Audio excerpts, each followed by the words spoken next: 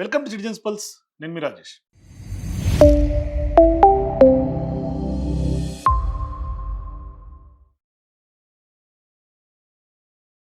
తెలంగాణ రాష్ట్రంలో మున్సిపల్ ఎన్నికలు ముగిసిన తర్వాత కూడా పటాన్చెరు నియోజకవర్గంలో అయితే మాత్రం ఆ హీట్ ఇంకా కొనసాగుతూనే ఉంది. అంటే మున్సిపల్ ఎన్నికల వేడి ఇంకా చల్లారల. ప్రధానంగా అన్ని నియోజకవర్గాల కంటే కూడా ఎక్కువ చర్చ జరిగింది కేతనపల్లి, అట్లాగే ఇస్నాపూర్ మున్సిపాలిటీ. అంటే బీఆర్ఎస్ పార్టీలో గెలిచి కాంగ్రెస్ కండువా కప్పుకున్న గూడెం మహిపాల్ రెడ్డి ఆ యొక్క నియోజకవర్గంలో ఉన్నటువంటి అన్ని మున్సిపాలిటీలను కూడా బీఆర్ఎస్ పార్టీ ఖాతాలో వేసినటువంటి వ్యవహారం మనందరికి తెలిసిందే. దాంట్లో గూడెం మహిపాల్ రెడ్డి సక్సెస్ అయ్యాడు. సీన్ కట్ చేస్తే ఇవాళ గూడెం మహిపాల్ రెడ్డికి రాష్ట్ర ఎన్నికల సంఘం షాక్ ఇచ్చింది. ఎట్లా? ఇస్నాపూర్ పురపాలక సంఘం రెండవ సాధారణ ఎన్నికలు 2026 ఫిబ్రవరి 16వ తేదీ రోజు జరిగిన ఇస్నాపూర్ మున్సిపాలిటీ చైర్మన్ మరియు వైస్ చైర్మన్ ఎన్నికలు ఇస్నాపూర్ ఆథరైజ్డ్ ఆఫీసర్ శ్రీకాంత్ గారి ఆధ్వర్యంలో నిర్వహించడం జరిగింది. అంటే ఎవరైతే బీఆర్ఎస్ పార్టీకి ఓటేసినటువంటి కాంగ్రెస్ కౌన్సిలర్ మీద ఇవాళ వేటు పడినటువంటి పరిస్థితి. ఇస్నాపూర్ మున్సిపాలిటీలో వార్డు నెంబర్ 8కి చెందిన కౌన్సిలర్ శ్రీమతి పటోళ్ల మాధవి, భర్త పటోళ్ల నరేందర్ రెడ్డి గారు చైర్పర్సన్ మరియు వైస్ చైర్మన్ ఎన్నికల్లో పార్టీ విప్ను ఉల్లంఘించినారు అని శ్రీమతి నిర్మలా జగ్గారెడ్డి గారు కాంగ్రెస్ పార్టీ విప్ ఇచ్చిన ఫిర్యాదుని పరిశీలించి ఆథరైజ్డ్ ఎన్నికల అధికారి పటోళ్ల మాధవి గారికి షోకాజ్ నోటీస్ ఇవ్వడం జరిగింది.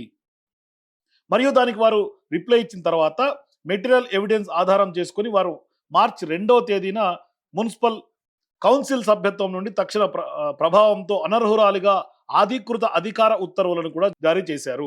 ఇతర పార్టీ అభ్యర్థికి ఓటు వేయడం అనేది పార్టీ ఆదేశాలను ఉద్దేశపూర్వకంగా ఉల్లంఘించిన చర్యగా భావించబడుతుంది మరియు ఇది తెలంగాణ మున్సిపాలిటీస్ చట్టం 2019లోని సెక్షన్ 20/2 ప్రకారం అనర్హతకు కారణమవుతుంది.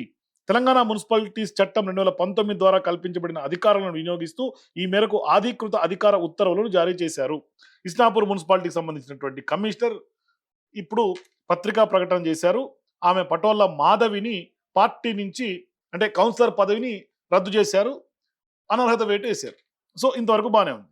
అయితే ఇదే ఇస్నాపూర్ మున్సిపాలిటీకి సంబంధించి బీఆర్ఎస్ పార్టీలో గెలిచి కాంగ్రెస్లో కండువా కప్పుకున్నటువంటి గూడెం మహిపాల్ రెడ్డి మాట మీద ఒకే ఒక్క vote, ex officio vote MP Raghunandan Rao కూడా అక్కడ బీజేపీ ఎంపీ అయి ఉండి బీఆర్ఎస్ పార్టీలో గెలిచినటువంటి గూడెం మహిపాల్ రెడ్డి మాట విని అదే కారులో వెళ్ళి ఓటేశారు. అది కూడా కేవలం ఆయన దానికి వివరణ కూడా ఇచ్చుకున్నాడు. నీలం మధు ఎవరైతే కాంగ్రెస్ పార్టీకి సంబంధించినటువంటి ఎంపీ అభ్యర్థి నీలం మధు ఉన్నారో ఆయన భార్య మున్సిపల్ చైర్మన్ పదవి కోసం అక్కడ ప్రయత్నం చేస్తున్నటువంటి నేపథ్యంలో సాటి ప్రత్యర్థి కాబట్టి నేను ఓటు వేయలేదు అని రఘునందన్ రావు మెదక్ ఎంపీగా ఉన్నటువంటి ఆయన చెప్పాడు. ఇంతవరకు బాగానే ఉంది.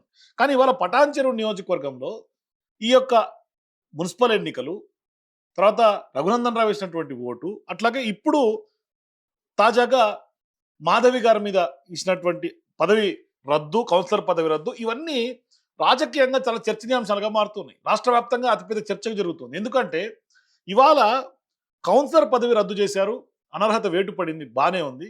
కానీ ఇవాళ అదే కాంగ్రెస్ పార్టీలోకి కండువాలు కప్పుకొని వచ్చినటువంటి ఎమ్మెల్యేల పరిస్థితి ఏంటి అనేది సోషల్ మీడియా వేదికల ద్వారా చాలామంది తెలంగాణ సమాజం నుంచి అట్లాగే ప్రతిపక్ష పార్టీల నుంచి ఎదురవుతున్నటువంటి ప్రధానమైనటువంటి ప్రశ్న. ఎందుకంటే ఇవాళ విప్పు ధిక్కరించారు అన్న పేరుతో ఇవాళ మాధవి మీద ఇవాళ చర్య తీసుకున్నారు. మరి దానం నాగేందర్, కడియం శ్రీహరి పరిస్థితి ఏంటి అనే చర్చ పెద్ద ఎత్తున జరుగుతుంది. దానం నాగేందర్ గారు నిజంగానే మెట్రలైజ్డ్ కానీ ఆయన కూడా చేసినటువంటి తప్పే కదా. మరి ఇంత చిన్న కౌన్సిలర్ సంబంధించినటువంటి వ్యవహారమే ఈ విధంగా ఇంత సీరియస్ యాక్షన్ తీసుకుంటే మరి దానం నాగేందర్ గారి విషయం మీద ప్రజాస్వామ్యాన్ని అపహాస్యం చేసేలాగా ఉన్నటువంటి ఆ వ్యవహారాన్ని ఎందుకు స్పీకర్ పట్టించుకోవట్లేదు? సుప్రీంకోర్టు వరకు బీఆర్ఎస్ పార్టీ ఫైట్ చేస్తుంది, మరి ఎందుకు స్పీకర్ గారికి ఈ యొక్క చర్య కనిపించట్లేదు అని. అయితే ఇదొక అంశం. అయితే ఇక రాజకీయంగా పటాన్చెరు నియోజకవర్గంలో గత కొంతకాలంగా కాంగ్రెస్ పార్టీలో ముసలం పెద్ద ఎత్తున బగ్గుమంటూ ఉంది. అంటే 3 వర్గాలుగా అక్కడ ఉన్నటువంటి పార్టీ చీలిపోయింది కాంగ్రెస్ పార్టీ. ఒకటి పార్లమెంట్ ఎన్నికల్లో పోటీ చేసినటువంటి నీలం మధు, 2 అసెంబ్లీలో పోటీ చేసినటువంటి కాటా శ్రీనివాస్ రెడ్డి, 3 బీఆర్ఎస్ పార్టీ నుంచి గెలిచినటువంటి గూడెం మహిపాల్ రెడ్డి. ఇట్లా 3 గ్రూపులుగా పటాన్చెరులో ఏర్పడ్డారు. అయితే ఇవాళ గూడెం మహిపాల్ రెడ్డి 5 నియోజకవర్గాలను బీఆర్ఎస్ పార్టీకి సంబంధించినటువంటి అక్కడ కారు జెండా ఆ యొక్క మున్సిపాలిటీల మీద ఎగిరేయటంతో ఈ యొక్క ఇద్దరు ఎవరైతే గూడెం మహిపాల్ రెడ్డికి వ్యతిరేకంగా ఉన్నటువంటి నీలం మధు అయినా కాటా శ్రీనివాస్ గౌడ్ అయినా ఇద్దరు బీసీ నాయకులు ఒకటైపోయారు. అక్కడ ఇస్లాపూర్ మీద ఎక్కువ ఫోకస్ చేయటం, మరోవైపు కార్యకర్తలు మీటింగ్ పెట్టడం అనేది పెద్ద ఎత్తున రాజకీయమైనటువంటి దుమారాన్ని రేపుతోంది. మరి ఇప్పుడు ఇద్దరు బీసీ నాయకులు కలిసి పనిచేస్తే భవిష్యత్తులో దాని ఇంపాక్ట్ జీహెచ్ఎంసీ ఎన్నికలపైన కూడా పడే అవకాశం ఉంటుందనే చర్చ జరుగుతోంది ప్రధానంగా.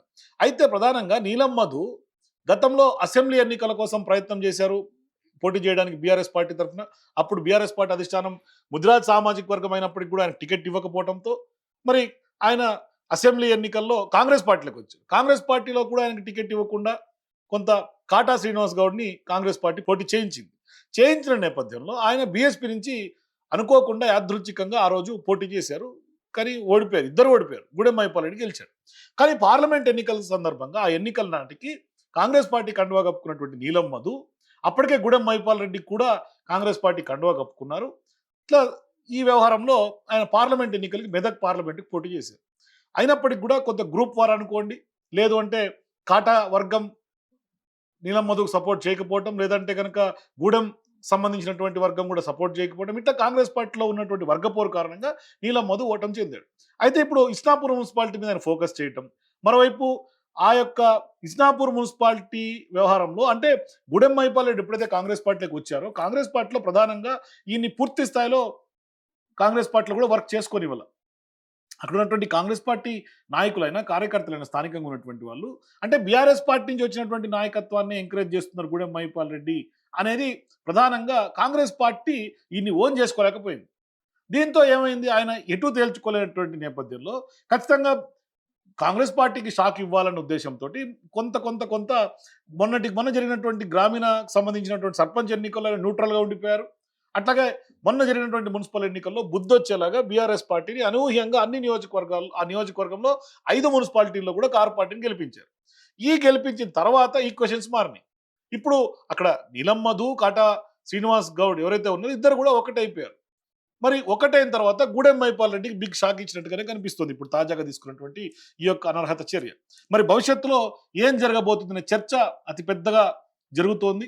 మరి వీళ్ళ యొక్క కలయిక ఇద్దరూ కూడా కలిసి రాజకీయం అక్కడ పటాన్చెరువు నుంచి చేస్తే, ఇద్దరు బీసీ బిడ్డలు కనుక కలిసి పనిచేస్తే భవిష్యత్తులో గూడెం మైపాల్ రెడ్డికి మరింత ఇబ్బందులు తలెత్తే అవకాశం ఉంది రాజకీయంగానే చర్చ ఒకవైపు జరుగుతుంటే, మరోవైపు ఈయన బీఆర్ఎస్ పార్టీలో గెలిచి కాంగ్రెస్లోకి వెళ్ళారు కాబట్టి తిరిగి సొంత గూటికి వచ్చే ప్రయత్నం గూడెం మైపాల్ రెడ్డి చేస్తున్నారు. ఎందుకంటే కాంగ్రెస్లో ఓన్ చేసుకోవట్లేదు కాబట్టి క్యాడర్ అయినా లీడర్ అయినా ఎవరు ఓన్ చేసుకోవట్లేదు. మరోవైపు ఇప్పుడు ఖచ్చితంగా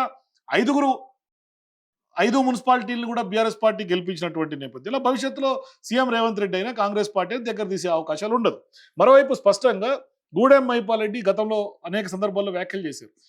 ఎంటిక మందమైన నేను లాభపడలేదు కాంగ్రెస్ పార్టీకి వెళ్ళాను కాబట్టి ఖచ్చితంగా నియోజకవర్గం అభివృద్ధికి నోచుకోలేదు. అట్ ద సేమ్ టైం ఆయన సెల్ఫ్గా కూడా అభివృద్ధి కాలేదు అని ఆయనే స్పష్టంగా చెప్తూ ఉన్నారు. ఇవన్నీ దృష్టిలో ఉంచుకొని గూడెం మైపాల్ రెడ్డి కొంత మెల్లమెల్లగా కారు పార్టీ వైపు చూస్తున్నట్టుగా కనిపించింది. అయితే ఇవాళ కారు పార్టీ మళ్ళీ బీఆర్ఎస్ పార్టీ గూడెం మైపాల్ రెడ్డి కారులోకి ఎక్కించుకుంటుందా లేదా అన్నది మరొక $1 మిలియన్ క్వశ్చన్. ఎందుకంటే ఎవరైతే గూడెం సోదరుడుగా ఉన్నటువంటి గూడెం మధు కొంత ఆ యొక్క మెదక్ జిల్లాలో ప్రాబల్యం ఉన్నటువంటి నేత మాజీ మంత్రి హరీష్ రావుతో చాలా క్లోజ్గా ఉంటున్నారు. ఈ మధ్య కాలంలో వరుసగా కలుస్తున్నారు. లాస్ట్కి మొన్న ఫోన్ ట్యాపింగ్ అంశంలో ఆరోపణలు ఎదుర్కొంటున్నటువంటి వ్యవహారంలో విచారణకు వచ్చినటువంటి కేసీఆర్ గారితో కూడా కలిసి తిరిగినటువంటి ఫోటో బాగా వైరల్గా మారింది. మరి ఇవన్నీ చూసిన తర్వాత గూడెం మైపాల్ రెడ్డికి భవిష్యత్తు రాజకీయాలు కొంత శూన్యంగా కనిపిస్తూ ఉన్నాయి. ఇక్కడ బీసీ బిడ్డలు ఒకటోడి కాంగ్రెస్ పార్టీలో చోటు లేకుండా చేశారు. మరోవైపు ఇప్పుడు గూడెం మైపాల్ రెడ్డి ఎప్పుడైతే బీఆర్ఎస్ పార్టీకి సంబంధించినటువంటి అందరినీ కూడా అక్కడ మున్సిపాలిటీలు గెలిపించినటువంటి నేపథ్యంలో విప్పు ధిక్కరించినటువంటి కారణం చేత ఇక్కడ అనర్హత వేటుపడింది. మరి ఇప్పుడు బీఆర్ఎస్ పార్టీలకు వచ్చే పరిస్థితి కూడా లేనటువంటి నేపథ్యం. ఇవన్నీ చూసిన తర్వాత గూడెం మైపాల్ రెడ్డికి భవిష్యత్తులో రాజకీయంగా కొంత ఎదురు దెబ్బలు తగిలే అవకాశాలు స్పష్టంగా ఉన్నట్టు కనిపిస్తుంది. మరి నీలం మధు అయినా లేదు అంటే కాటా శ్రీనివాస్ గౌడ్ అయినా భవిష్యత్తులో ఎటువంటి రాజకీయం చేస్తారు పటాన్చెరువులో అనేది బిగ్ హాట్ టాపిక్గా స్టేట్ వైడ్ మాట్లాడుకుంటున్నటువంటి నేపథ్యం. సో మీరు కూడా పటాన్చెరువులో ఏం జరగబోతోంది, గూడెం మైపాల్ రెడ్డి ఏం చేయబోతున్నారు, మరి నీలం మధు, కాటా శ్రీనివాస్ గౌడ్ భవిష్యత్ కార్యాచరణ ఏ విధంగా ఉండబోతుంది? మీ అభిప్రాయాల కింద కామెంట్స్ తెలియజేయండి. For more videos please watch citizens pulse.